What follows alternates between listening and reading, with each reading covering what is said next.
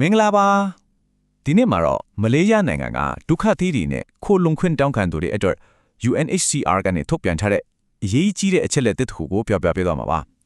ဒါကတော့ဖန်စီထန်းသိမ်းခံရမှုဆိုင်ရာ hotline နဲ့ပတ်သက်တဲ့အပြောင်းလဲတွေပါပဲ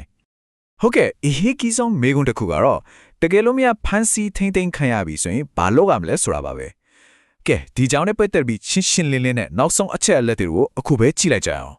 UNHCR ရဲ့ Fancy ထိန်းသိမ်းခံမှုဆိုင်ရာ hotline မှာအချိန်ပိုင်းရောလုတ်ထုံလုံးနည်းအသစ်တွေပါပြောင်းလဲသွားပါပြီ။ဒီပြောင်းလဲတွေကတကယ်လိုရတဲ့အချိန်မှာအကူအညီရဖို့အတွက်မတိမဖိတိထားရမှာတွေပြီလို့တစ်ချက်ချင်းစီတေချာကြည့်သွားကြမယ်နော်ပထမဆုံးနဲ့အရေးကြီးဆုံးအချက်ကတော့ Fancy ထိန်းသိမ်းခံရပြီဆိုရင် UNHCR ကိုဘယ်လိုတိတိကျကျသတင်းပို့ရမလဲဆိုတာပါပဲ။အဓိကအဖြစ်တော့နီလန်မျိုးရှိပါတယ်။ကဲဒီရက်ဆွေကိုတော့ပြက်ခတဲ့မှာဝိုင်းထားလိုက်ပါအရေးကြီးလို့ပါ2025ခုနှစ်ဇူလိုင်လ21ရက်နေ့ကစပြီး hotline ကိုခေါ်ရမယ်အချိန်ကြီးအကုန်ပြောင်းသွားမှာဖြစ်ပါတယ်။ဒါတော့အချင်းစရာအသစ်ပါ။တခြားလေးမှတ်ထားဖို့လိုနေတော့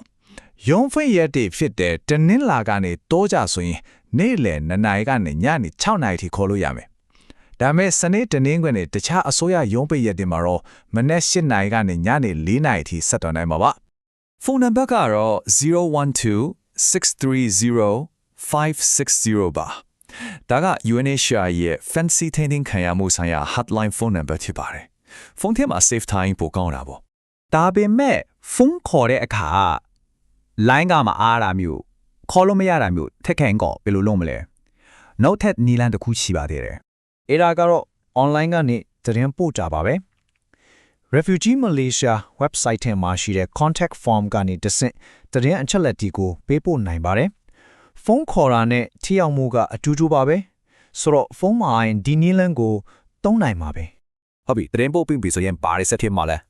UNHCR ကဘလို့တွေကူညီပေးမလဲဆိုတာကိုတည်ထားရင်စစ်သက်တာရတာမို့အခုပဲဆက်ပြီးလေ့လာကြည့်လိုက်အောင်သတင်းပို့လိုက်ပြီးဆိုတာနဲ့ဒီအမှုကို UNHCR မှာရှိတဲ့အထူးဖွဲ့စည်းထားတဲ့ဥပဒေရေးရာကာကွယ်ဆောင်ရှောက်ရေးဌာနကတိုက်ရိုက်ကင်တွယ်မှာဖြစ်ပါတယ်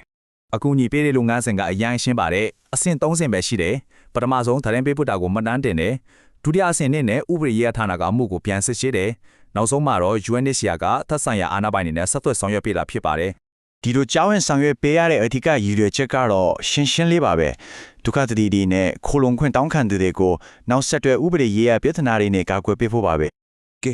ဒီစနစ်ကိုထိထိရောက်ရောက်အသုံးချနိုင်ဖို့အတွက်ဘလို့အခြေအနေတွေမှာ hotline ကိုတောင်းတယ်လေဘလို့အခြေအနေတွေမှာရောမတောင်းတင်ဘူးလေဆိုတာကိုရှင်းလင်းသိထားဖို့ကလည်းအရင်အရေးကြီးပါတယ်ဒီအချက်ကတကယ်ကိုအရေးကြီးပါတယ် hotline ဆိုတာဖန်စီထိန်းသိမ်းခံရတာကိုတည်ပို့ဖို့တခုတည်းအတော့ပဲတည်တံ့ထားတာပါမပုံတင်တာတော့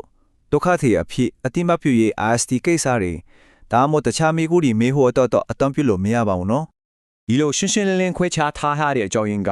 အရေးပေါ်ဖန်ဆီးခံရမှုတွေအတွက် hotline ကိုအမြဲတမ်းလွယ်ကူကူဆက်သွယ်နိုင်အောင်လုပ်ပါတခြားကိစ္စတွေအတွက်ကတော့ Refugee Malaysia website ကိုပဲဝင်ရောက်ကြည့်ရှုဖို့လိုအပ်ပါတယ်ကဲအခုပြောခဲ့တာဒီတဲကအရင်ကြီးဆုံးအချက်တွေကိုအနစ်ချုပ်အနေနဲ့တစ်ချက်ပြန်ကြည့်လိုက်ကြရအောင်အဓိကမှတ်ထားရမှာတော့ hotline အချိန်အသစ်ကဇူလိုင်လ27ရက်နေ့မှာစမယ်သတင်းပို့ဖို့အတွက်ဖုန်းရော Refugee Malaysia website ကိုပါသုံးလို့ရတယ်hotline က fancy ခံရမှုအသစ်တွေအတွက်ပဲတည်တံ့ဖြစ်ပြီး channel ကိစ္စအလုံးအတွက်ကတော့ website ကိုပဲအသုံးပြုရမယ်ရှင်းပါရဲ့နော်ဒီနံပါတ်ကိုနောက်တစ်ခေါက်ထပ်ပြပေးထားပါတယ်012-630-5060ပါဒီနံပါတ်ကိုတိကျမှတ်ထားပါလိုအပ်နိုင်တဲ့သူတွေကိုလည်းဒီအချက်လက်ဒီပြန်လဲမျှဝေပေးပါလောက်ဆောင်ရမယ့်အဆင့်ဒီကိုမှန်ကန်ကန်တည်ထားခြင်းကတကယ်အခက်အခဲဖြစ်တဲ့ချိန်တွေမှာအများကြီးအထောက်အကူပြုနိုင်မှာဖြစ်ပါတယ်